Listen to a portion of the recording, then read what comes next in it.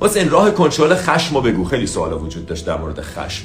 خشم راه کنترلی نداره. حالا اگر تو خشمگین میشی میخوای بشقابو پرت کنی، اونجا باید رفتارتو کنترل کنی، اونجا باید جلوی خودتو بگیری که این کارو نکنی. ولی اگه این کارو نکنی جلوی خشمو نگرفتی، خشم دوباره سر و کله‌اش پیدا میشه.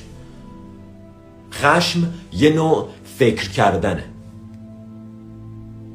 خشم نتیجه یه نوع فکر کردنه. وقتی بد فکر میکنی خشمگین میشی. اگر یه نفر بپیچه جلوت، هیچ دلیلی وجود نداره خشمگین بشی، مگر اینکه بد فکر کنی که این چه شهریه، باز اینجا اینجوریه، مردشور رانندگی تو ببرن، نمیدونم کی به تو گواهینامه داده.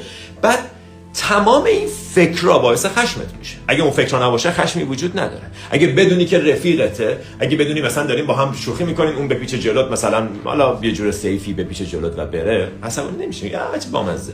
یا